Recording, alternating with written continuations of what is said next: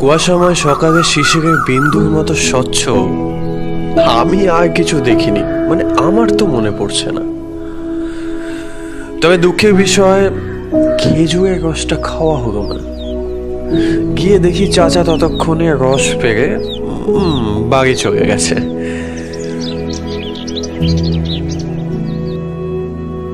পূর্ব দিকে সূর্য তখন সবে রাস্তা চলা শুরু করেছে। তার এখনো অনেক পথ বাকি আজকে। তারপর সর্ষে ক্ষেতের বুকে সকালটা কত পরিষ্কার, রঙিন। সত্যি কথা বলতে, না ছুঁয়ে দেখলে না মনটা ভরছিল না। তবে এবার রসের খোঁজে আমরাও হানা দিলাম চাচার বাড়িতে। গিয়ে দেখি মস্ত বড় এক পাত্রে গুড় তৈরি হচ্ছে। প্রথমবার নিজের চোখে দেখে না বেশ অবাক হয়েছিলাম। শহুরে পরিবেশে এগুলো দেখা যায় না বললেই চলে।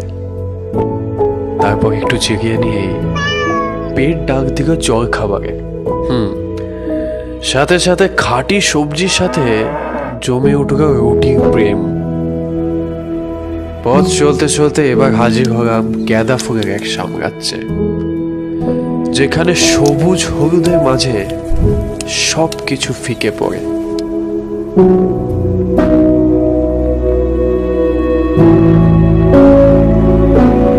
সে যেন ঠিক এক রঙ্গমঞ্চ। সবুজ আর হলুদের অভিনয়ে আমাদের ভালোবাসায় গ্রাস করেছে।